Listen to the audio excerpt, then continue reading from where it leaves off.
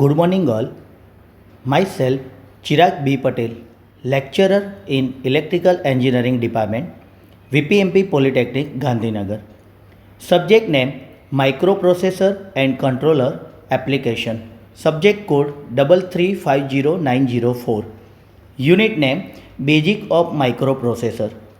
Topic name Introduction and Structure of 8085. Objective. Now the following objective. First up, introduction. Second, advantage and disadvantage. Third, structure of microprocessor 8085. Now, introduction of 8085. The microprocessor is a semiconductor device of a logic circuit manufactured using VLSI, very large scale integration technology. Microprocessor એ VLSI very large scale integration technology દ્વારા ઉત્પાદિત એક semiconductor device છે જે logic સર્કિટનું બનેલું હોય છે. Microprocessor they are main parts of ALU resistance and control unit. ALU for arithmetic logic unit, register and control unit. માઇક્રોપ્રોસેસરનો યુઝ લગભગ CRO analysis, processor control to control temperature flow, also in personal computer, medical instrument, communication device, military applications, domestic appliance and so on. અને ઘણી બધી જગ્યાએ microprocessor 8085નો use થાય છે. Advantage and disadvantage. So first, advantage of microprocessor 8085. As the microprocessor is programmable device, the control system based on microprocessor can provide flexibility. By means of program, the number of function can be offered.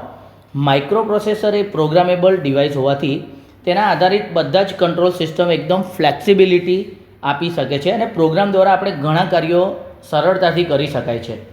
Now second, the microprocessor are designed using VLSI technology which offer the reduced cost and high density. Now, microprocessor offer economical solution and occur less space in a system. Microprocessor એ VLSI technology દ્વારા design થયેલ છે જે ઓછી કિંમત અને ઊંચી ઘનતા એટલે કે ડેન્સિટી જેવા ગુણો ધરાવે છે. આમ માઇક્રોપ્રોસેસર વ્યાજબી નિરાકરણ ઇકોનોમિકલ સોલ્યુશન આપી શકે છે અને આખી સિસ્ટમ ઓછી જગ્યા રોકે છે.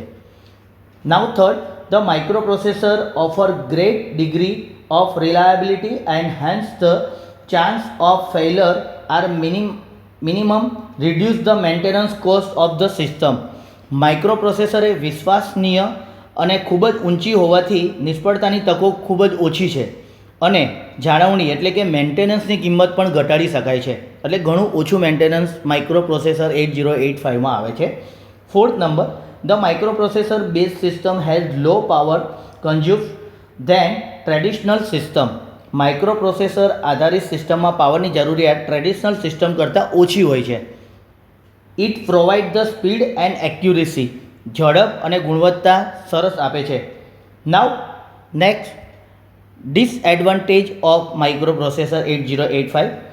તો ડિઝાઇન ઓફ સચ સિસ્ટમ રિક્વાયર એક્સપર્ટાઇઝ.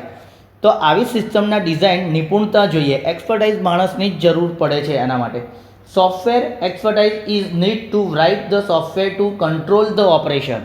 વિવિધ કાર્યોને કંટ્રોલ કરવા માટે સોફ્ટવેર લખવા માટે અથવા તો સોફ્ટવેરને લખવાની આવડત જે એક્સપર્ટાઇઝમાં હોય છે તો એ જ માણસ માઇક્રોપ્રોસેસર ઓપરેટ કરી શકે છે.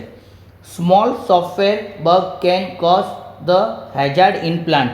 નાની સોફ્ટવેર ખામી આખા પ્લાન્ટને મોટું નુકસાન કરી આપે છે. સો તો this advantage are complete. Now another topic, structure of microprocessor. આકૃતિમાં તમે જોઈ શકો છો કે માઇક્રોપ્રોસેસરનું સ્ટ્રક્ચર મુખ્ય 3 હાર્ડવેર વિભાગોમાં વહેંચવામાં આવે છે. તે are 3 main parts. So number 1 is registers, number 2 is ALU arithmetic and logical unit, and number 3 control and timing. Now they are all in figure internally divide. Now externally divide is data bus, address bus and control bus. Show in the circuit diagram. આકૃતિમાં તમે જોઈ શકો છો. Now first of all, register. Register provide internal storage for microprocessor. Each register can store limited number of bit 8 and 16 bit. Depend on whether microprocessor is 8 bit or 16 bit or higher bit type. Register માઇક્રોપ્રોસેસરની આંતરિક સંગ્રહ શક્તિ પૂરી પાડે છે. લગભગ જ્યારે microprocessor કોઈ ગણતરી અથવા તો કેલ્ક્યુલેશન કરતું હોય ત્યારે એ કિંમત ટેમ્પરરી હંગામી ધોરણે સંગ્રહવી પડતી હોય છે. આ હંગામી કિંમતોને પ્રોસેસ રજિસ્ટરનો અંદર એનો સમાવેશ કરવામાં આવે છે. દરેક રજિસ્ટરની મર્યાદિત સંગ્રહ શક્તિ ધરાવે છે, જેમ કે માઇક્રોપ્રોસેસર 8 બીટ અને 16 બીટ વગેરે. રજિસ્ટરની સંગ્રહ શક્તિનો આધાર માઇક્રોપ્રોસેસરના 8 બીટનું છે કે 16 બીટનું છે એના ઉપર આધાર રાખે છે. જો માઇક્રોપ્રોસેસર 8 બીટ રજિસ્ટર્સ હોય તો એની અંદર બી, સી, ડી, ઈ, એચ અને એલ એવા રજિસ્ટર્સ ઇન્ક્લુડ થાય છે. જો માઇક્રોપ્રોસેસર 16 બીટનું રજિસ્ટર્સ હોય તો બીસી, ડીઈ અને એચએલ આ રીતે 16 બીટ રજિસ્ટર્સ તૈયાર થતા હોય છે. So second point, arithmetic and logical unit.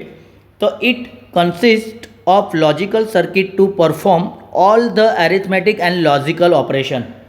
આ યુનિટ એરિથમેટિક લોજિકલ યુનિટનું મેઇન ફંક્શન છે. આ યુનિટ દ્વારા એરિથમેટિક અને લોજિકલની ગણતરી કરવા માટે લોજિકલ સર્કિટનું બનેલું છે. Arithmetic and logical unit they are made by the logical circuit. એરિથમેટિકનો મતલબ થાય additional, subtraction, multiplication and division. આ ચાર વસ્તુનું કેલ્ક્યુલેશન કરવા માટે આપણે એરિથમેટિકનો યુઝ કરીશું. ઉદાહરણ તરીકે સરવાળો, બાદબાકી, ગુણાકાર અને ભાગાકાર. જ્યારે લોજિકલ કેલ્ક્યુલેટની અંદર આપણે and, or, XOR, not, compare, shift અથવા રોટેટનો સમાવેશ થાય છે. જે આપણા ડિજિટલ ઇલેક્ટ્રોનિક્સની અંદર આપણે and, or, XOR, not, compare એટલે સરખામણી, શિફ્ટ અને રોટેટનો સમાવેશ આપણે લોજિકલ યુનિટની અંદર કરીશું. Now third is control and timing. The control unit of microprocessor consists of three circuits which provide necessary timing and signal to perform various internal and external operation. તો માઇક્રોપ્રોસેસરનું જે કંટ્રોલ અને timing જે છે એ એવી સર્કિટનું બનેલું હોય છે કે જે ઇન્ટરનલ અને એક્સટર્નલ બંને માટે જરૂરી ટાઈમિંગ અને સિગ્નલ પૂરા પાડે છે. બહારના અને અંદરના બંને કાર્યો માટે જવાબદાર છે એવું કંટ્રોલ સિસ્ટમનું કાર્ય છે. આ વિભાગ માઇક્રોપ્રોસેસર દ્વારા થતા તમામ ઓપરેશન માટે જવાબદાર છે અને માઇક્રોપ્રોસેસરને બાહ્ય ડિવાઇસ જેવા કે મેમરી અથવા તો મેમરીને બીજી રીતે પણ આપણે બોલી શકાય છે ઇનપુટ આઉટપુટ ડિવાઇસ સાથે કામ પાર પાડતી વખતે જરૂરી સિગ્નલો પૂરા પાડે છે. તો આ જે આપણે ત્રણ મુખ્ય ભાગોની ચર્ચા કરી, રેજિસ્ટર્સ, એએલયુ એટલે arithmetic and logical unit and control and timing. Now એના સિવાય માઇક્રોપ્રોસેસરમાં તમે સર્કિટ ડાયાગ્રામમાં જોઈ શકશો કે ડેટા બસ, એડ્રેસ બસ અને કંટ્રોલ બસનો પણ યુઝ થાય છે. તો what is meaning of address bus? Now address bus, it is a group of line which can carry the address of memory location or the port number of preferred device. Address bus એક ઘણા બધા વાયરોનું એક એવું જૂથ છે જે મેમરીનું location, address કે peripheral device port number વહન કરે છે. એડ્રેસ બસમાં રહેલા કુલ વાયરોની સંખ્યા માઇક્રોપ્રોસેસરના કુલ કેટલી મેમરીનો ઉપયોગ કરી શકશે એના દ્વારા નિશ્ચિત થાય છે. ઉદાહરણ તરીકે આપણે કોઈ મેમરી સ્ટોર કરવી હોય તો માઇક્રોપ્રોસેસરનો આપણે 8085માં 16 બીટ એડ્રેસ બસ હોવાથી આપણે કોઈ યુઝ કરીએ તો 216 is equal to 64 kilobyte memory ઉપયોગ લઈ શકાય છે, જેનો મિનિંગ એડ્રેસ બસ તરીકે આપણે કરી શકાય છે. તો another bus is data bus. તો it is the bidirectional bus which allow transfer of data between the microprocessor and memory or peripheral device. તો ડેટા બસનો મતલબ થાય છે, ડેટા બસ એ દ્વિમાર્ગીય બસ છે. દ્વિમાર્ગીયનો મિનિંગ થાય બાય ડાયરેક્શનલ. તમે સર્કિટ ડાયાગ્રામમાં જોઈ શકશો ડેટા બસનો સિમ્બોલ ડબલ એરો છે, એટલે આપણે એને બાય ડાયરેક્શનલ બસ કહીએ છીએ. માઇક્રો પ્રોસેસર અને મેમરી અથવા તો બીજું નામ છે એનું ઇનપુટ આઉટપુટ ડિવાઇસ વચ્ચે ડેટા ટ્રાન્સફર કરવા માટે ડેટા બસનો ઉપયોગ થાય છે. 8085 માઇક્રો પ્રોસેસર 8 બીટની ડેટા બસ ધરાવે છે, જે એકી સાથે 8 બીટની માહિતી વહન કરી શકે છે. તો આ રીતે આપણે ડેટા બસને સમજીશું. નાવ લાસ્ટ કંટ્રોલ બસ. તો it consist of various signal line that carry synchronization signal which act as handshake signal between microprocessor and input output device. So this means control bus જુદા જુદા સિગ્નલ વાયરોની બનેલી હશે, જે microprocessor અને device બંને વચ્ચે એક હેન્ડશેક સિગ્નલ તરીકે ફરજ બજાવે છે. અને દાખલા તરીકે માઇક્રોપ્રોસેસર મેમરીને જો વાંચતી હશે તો તે આપણને રીડ સિગ્નલ બતાવશે, અને માઇક્રોપ્રોસેસર જો લખતી હશે તો આપણને રાઇટ સિગ્નલ બતાવશે. તો આ એક યોગ્ય કંટ્રોલ સિગ્નલ આપણને મોકલે છે. Thank you.